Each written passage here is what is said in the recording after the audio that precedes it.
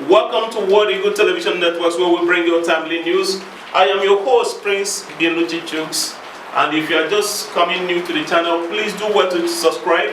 And if you have subscribed, please press the bell notification for further updates. Please be kind to share the links with friends, family, and loved ones so you can have other updates from us.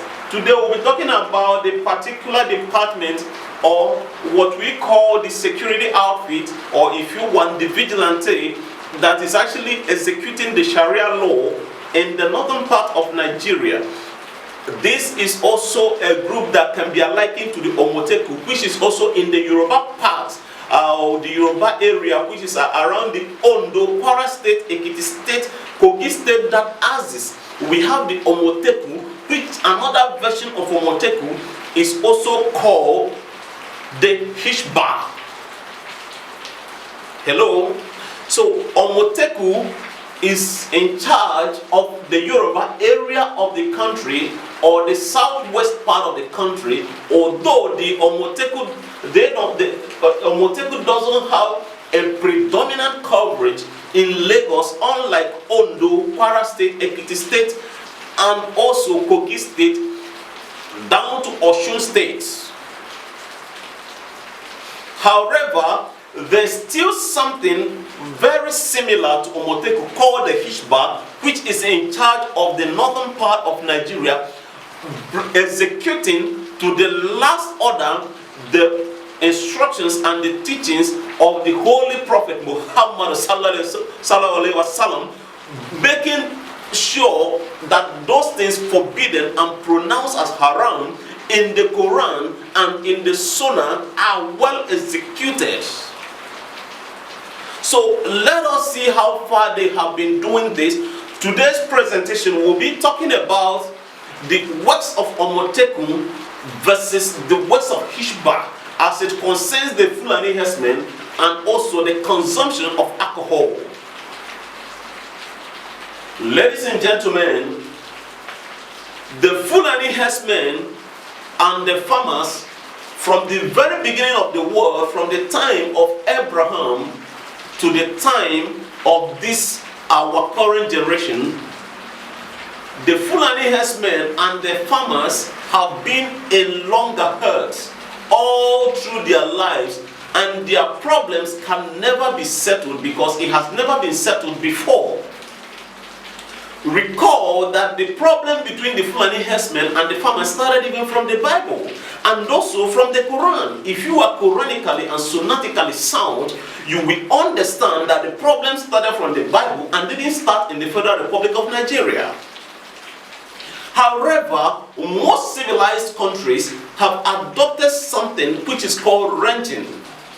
And ranching is a modern way of raising cattle and raising all farm animals and making them graze in a confined environment without causing harm to the plants and crops, because humans need protein, which is the meat, and that's why the crop, which is also starch or vegetable or whichever way you call it, to grow. So we need the Fulani herdsmen, the herders, and we equally need the plants to survive. Whichever way, we need both of them, and we encourage both of them to be in harmony. So we want to look at how the civilized countries are handling this. And we want also to consider how the Hisbah is handling the consumption of alcohol in the northern part of Nigeria. Since the consumption of alcohol is totally forbidden in the northern part of Nigeria, for example, when you get to Abuja and you want to navigate from Abuja down to Zaria, you will have the Hisbah check your car to know if there's any 1 or 2 bottles of beer in your car, and if there's any found, they will confiscate it more often than not. I doubt if they truly destroy it or they sip a little. Sorry, but I'm not accusing you. Allegedly. Now, the Yorubas is also bringing Omoteku to check the excesses of the Fulani herdsmen, just the same way the northern elders and the Arewa youths are bringing the Hisbah to check the excesses of those consuming alcoholic beverages. I think we need to draw a balance between these two.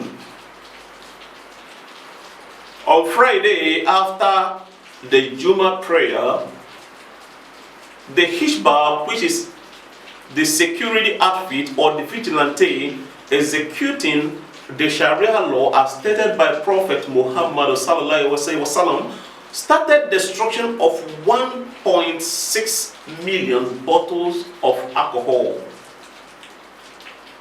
And these were purchased by individuals who intended to sell them to make profits.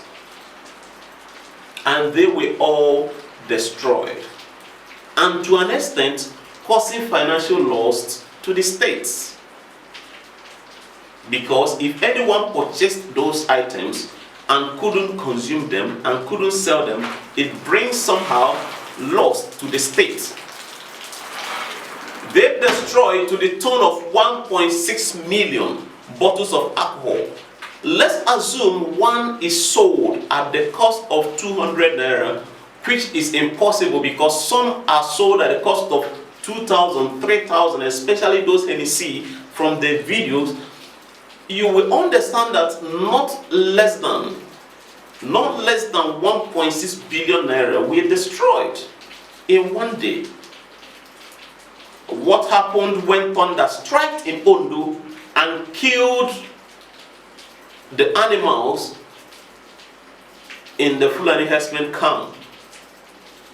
And they retaliated by killing a lot of Yorubas.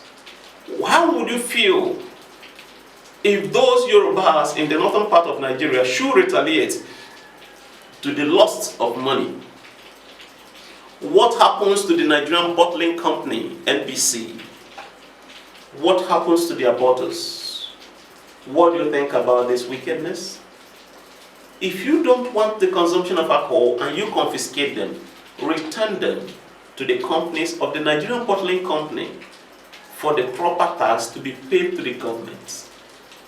Just like if the Omoteku in the Yoruba part of Nigeria should confiscate those animals, destroy their farmlands, and kill them, then bury them. Let me know what you think. Do you think that the Hisbah did well by destroying 1.6 million bottles of alcohol? Do you think the Omoteku should equally destroy the cattle, destroying their farmlands and having open grazing? Let me know what you think at the comment section. Draw a fair hearing between the two scenarios and let us work for a better Nigeria. Until we meet again, I remain your host, Prince Biology Jokes. I say shalom and life to you.